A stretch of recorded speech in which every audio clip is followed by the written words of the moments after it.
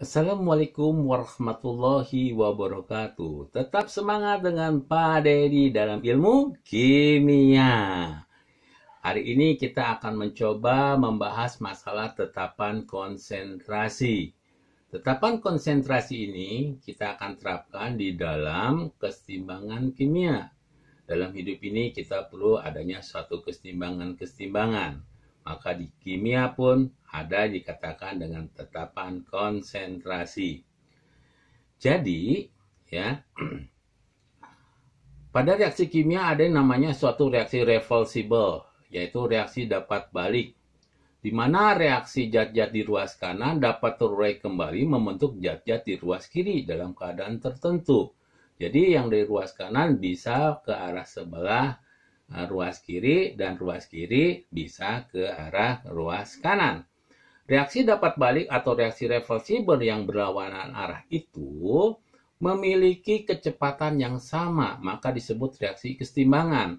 Apabila pergerakan dari ruas kiri ke ruas kanan dan ruas kanan ke ruas kiri kecepatannya sama, maka dikatakan reaksinya adalah reaksi kesetimbangan. Pada keadaan setimbang tidak dapat dilihat perubahan-perubahan secara makroskopis. Ya, reaksi dikatakan selesai. Jadi kita tidak bisa dengan mata telanjang kemudian dikatakan, oh ini selesai. Ya, tetapi secara mikro, kalau kita menggunakan suatu alat yang lebih peka lagi, reaksi masih berlangsung, yaitu dalam ukuran molekul selalu terjadi perubahan dari reaktan menjadi hasil reaksi dan sebaliknya dalam laju yang sama, maka dikatakan setimbang itu bersifat dinamis. Karena bergerak terus dari kiri ke kanan, kanan ke kiri, dia bergerak terus, maka dikatakan kesetimbangannya adalah kesetimbangan dinamis. Ya. Untuk menentukan bahwa itu reaksi adalah suatu kesetimbangan, kita lihat di sini. Pada reaksi kesetimbangan, ya, dapat dituliskan di mana A ditambah dengan B, reaksi kesetimbangan C menjadi tambah dengan D. Di mana di sini ada koefisien M, N, P, Q. Ya, bagaimana kita menetapkan kesetimbangan? Menurut Cato Goldberg atau Peter dan Peter Weig, untuk setiap kesetimbangan kimia pada temperatur tertentu, jika perbandingan hasil konsentrasi zat-zat di sebelah kanan dengan hasil konsentrasi zat di sebelah kiri dari persamaan reaksi kesetimbangan, kemudian masing-masing dipangkatkan koefisien reaksinya, maka akan menghasilkan suatu bilangan tetapan atau konstanta. Mudahnya adalah untuk menentukan tetapan konstanta adalah konsentrasi ruas kanan berpangkatkan koefisien dibagi konsentrasi ruas kiri berpangkatkan koefisien. Ya, ruas kanan berpangkatkan koefisien dibagi ruas kiri berpangkatkan koefisien. Ya. Dalam tetapan kesetimbangan konsentrasi, ya, di sini kita lambangkan dengan Kc. C adalah konsentrasi, ya. Kemudian, ya, ada juga dengan Kp, ya. Kp, P adalah pressure, adalah untuk tekanan, jadi tekanan parsialnya. Nah, untuk kesetimbangan ini kita akan membagi menjadi dua. Ada kesetimbangan dalam sistem homogen dan ada kesetimbangan sistem heterogen. Bagaimana dengan homogen? Zat-zat dalam keseimbangan homo sejenis atau serba sama, terdiri daripada satu fasa. Kita ambil suatu contoh di sini adalah 2N2O5 bentuknya gas, ya, dinitrogen pentaoksida bentuknya gas, ya. Kemudian menjadikan 4NO2 dalam bentuk gas ditambah oksigen, ya, dalam bentuk gas. Kita lihat di sini fasanya sama semua. Gas, gas, gas. Karena sama, sejenis, serba sama, namanya adalah homogen. Bagaimana kita letakkan ke dalam Kc? Tadi rumusnya, ruas kanan dibagi ruas kiri yang berpangkatkan koefisien.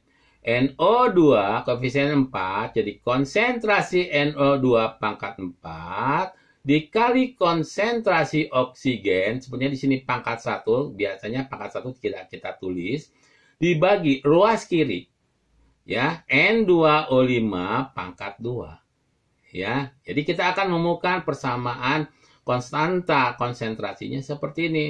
Tidak jauh dari konstanta parsial. Ya, hanya nanti kita rubah dari konstanta ya konsentrasi, kita rubah menjadi untuk yang parsial, untuk lebih lanjutnya lagi. Kan menarik? Ayo kita kerjakan berikutnya lagi. Ya. Tadi ada kita bicarakan adalah yang homogen. Ya, coba kita sekarang yang heterogen. Zat-zat dalam keseimbangan heterogen beraneka ragam, ya, beraneka ragam, tidak jenis hetero, ya, tapi dalam satu fase.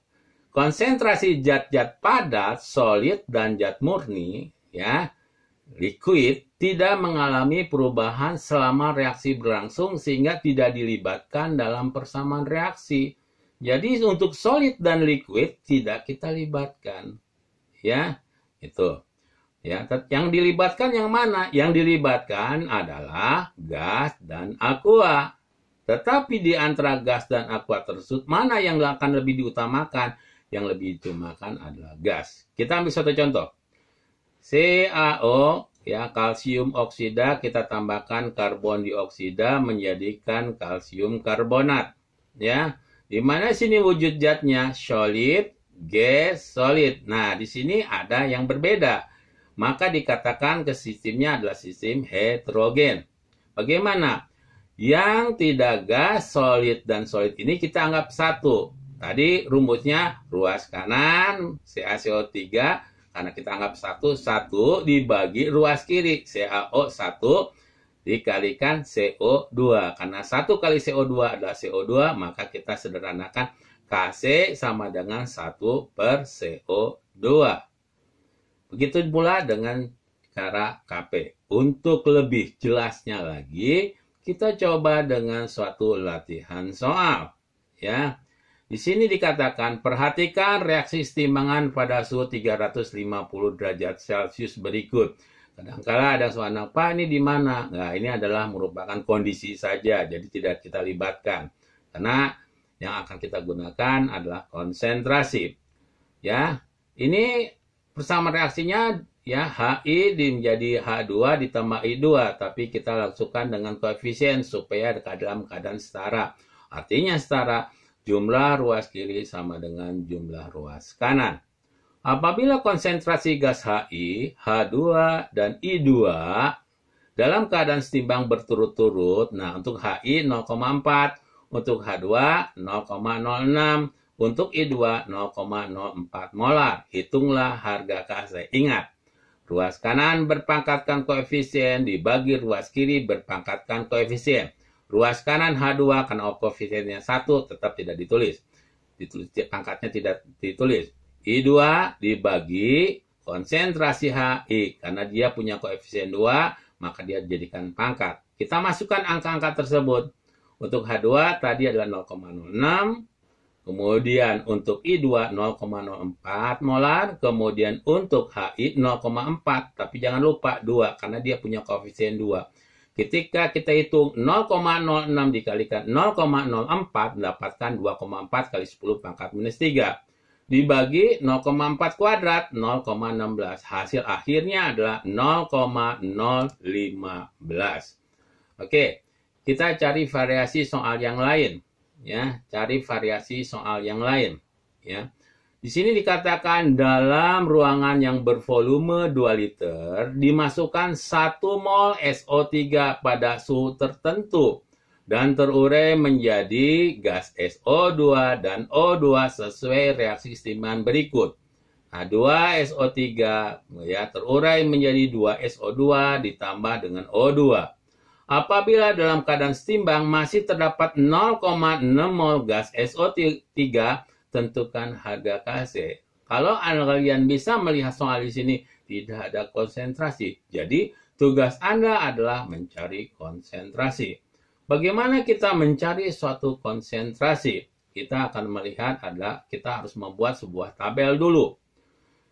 Di dalam soal tersebut dikatakan bahwa SO3 pada dalam keadaan awal adalah 1 mol. Karena reaksi ini belum berlangsung apa-apa, maka ruas kanan ini SO2 dan O2 dalam keadaan 0,0 di sini. Kemudian ya pada saat keadaan setimbangan diperoleh 0,6 mol SO3. 0,06 SO3. Ya.